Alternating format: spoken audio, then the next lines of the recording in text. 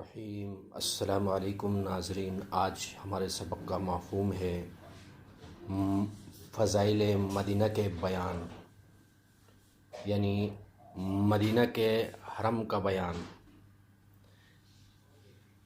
حدیث مبارکہ 902 سیدنا انس رضی اللہ تعالیٰ عنہ نبی کریم صلی اللہ علیہ وسلم سے روایت کرتے ہیں کہ آپ صلی اللہ علیہ وسلم نے فرمایا، مدینہ یہن جبل غیر سے وہاں سور تک حرم ہے، یہاں تک درخت نہ کاٹا جائے اور نہ یہاں کسی ظلم اور بدعت کا ارتکاب کیا جائے۔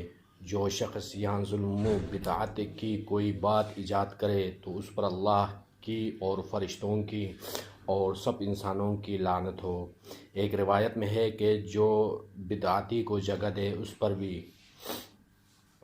حدیث مبارکہ 903 سیدنا ابو ہریرہ رضی اللہ تعالیٰ عنہ سے روایت ہے کہ نبی کریم صلی اللہ علیہ وسلم نے فرمایا، مدینہ کے دونوں پتھریلے کناروں کے درمیان جو زمین ہے وہ میری زبان پر حرام ٹھہرائی گئی ہے۔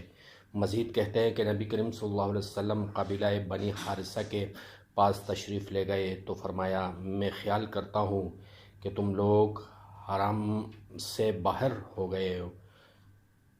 پھر آپ صلی اللہ علیہ وسلم نے ادھر ادھر دیکھا اور فرمایا، نہیں، تم حرم کے اندر ہو۔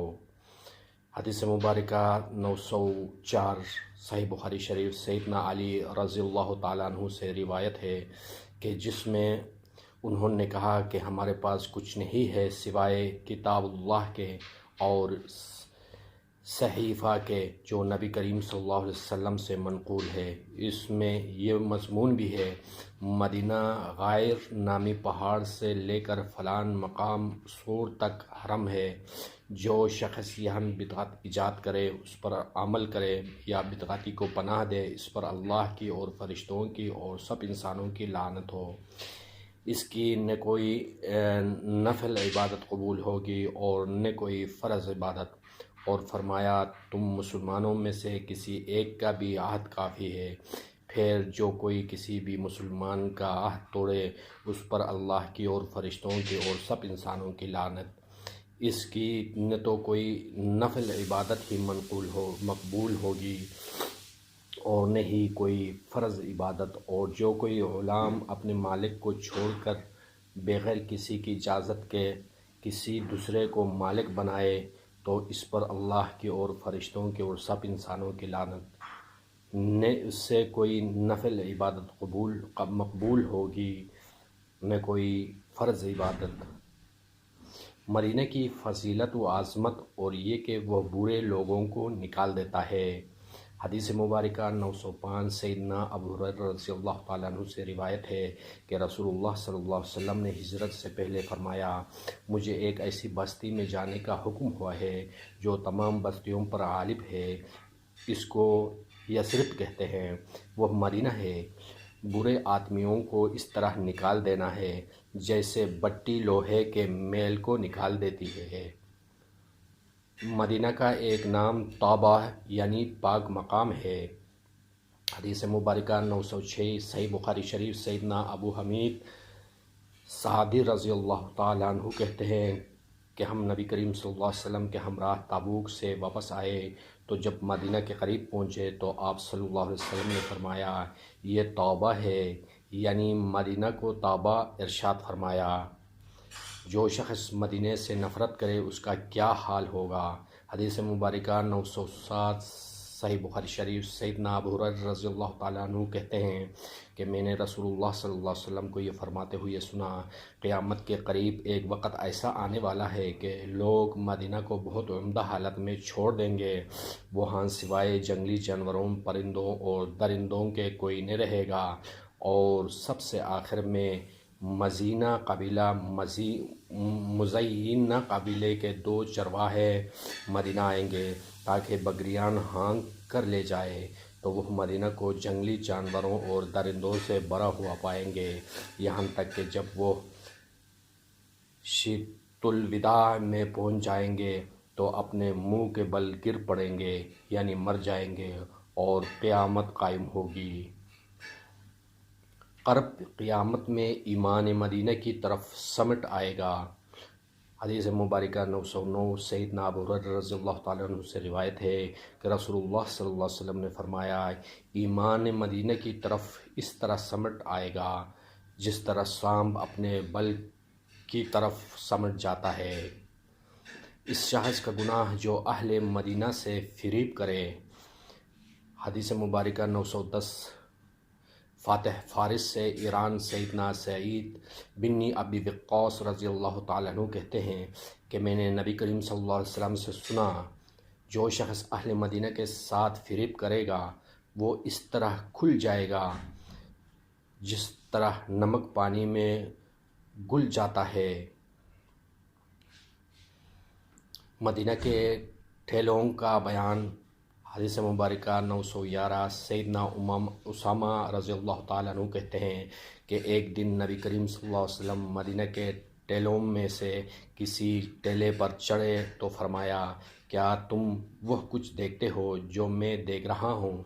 بے شک میں تمہارے گھروں کے درمیان فتنوں کے نازل ہونے کی جگہ دیکھ رہا ہوں، وہ اس کثرت سے ہوں گے جیسے زوردار بارش کے قطرات۔ دجال مدینہ میں داخل نہیں ہو سکے گا۔ حدیث مبارکہ 912 سیدنا ابو بکر رضی اللہ تعالیٰ عنہ نبی کریم صلی اللہ علیہ وسلم سے روایت کرتے ہیں کہ آپ صلی اللہ علیہ وسلم نے ارشاد فرمایا، مدینہ میں مسیح دجال کا رعب داخل نہیں ہوگا۔ اس وقت مدینہ کے 7 دروازے ہوں گے اور ہر دروازے پر 2 فرشتے پہرا دے رہے ہوں گے۔ حدیث مبارکہ 913 صحیح بخاری شریف سیدنا ابو ہریرہ رضی اللہ تعالیٰ عنہ کہتے ہیں کہ رسول اللہ صلی اللہ علیہ وسلم نے ارشاد فرمایا، مدینہ کے دروازوں پر فرشتہ پہرا دیں گے، وہاں نہ طاعون کی بیماری آئے گی اور نہ ہی دجال مدینہ میں داخل ہو سکے گا۔ حدیث مبارکہ 914 سیدنا انس بن مالک رضی اللہ تعالیٰ عنہ نبی کریم صلی اللہ علیہ وسلم سے روایت کرتے ہیں کہ آپ صلی اللہ علیہ وسلم نے ارشاد فرمایا، دجال دنیا کے ہر شہر کو ضرور رونڈے گا سوائے مکہ اور مدینہ کے۔ ان دونوں کے ہر راستے پر فرشتے صف بستہ پہرا دیں گے، پھر مدینہ اپنے لوگوں کو 3 بار خوب زور سے ہلا دے گا، پس اللہ ہر کافر منافق کو جو اس وقت مدینہ میں موجود ہوگا نکال دے گا۔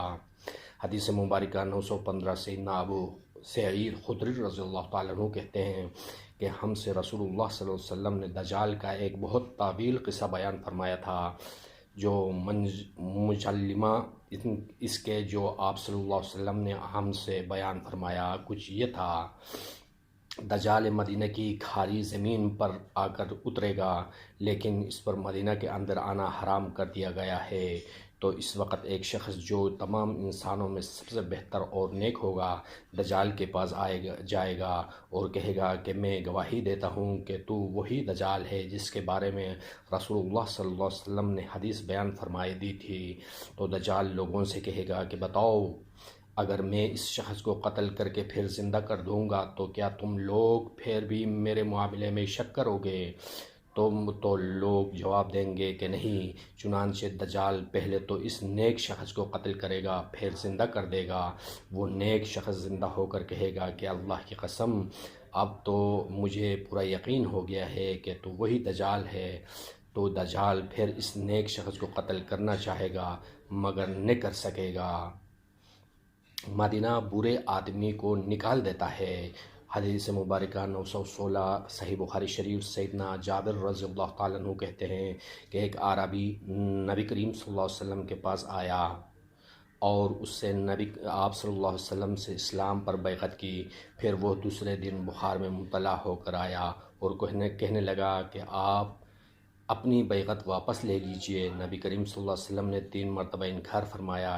اس کے بعد فرمایا، مدینہ مسل بٹی کے ہیں جو میل کچل کو نکال دی ہے اور عمدہ اور خالص رکھ لیتی ہے۔ صدق اللہ العظیم۔ اگلے ایپیسوڈ تک اجازت دیجیے۔ اللہ نگہبان۔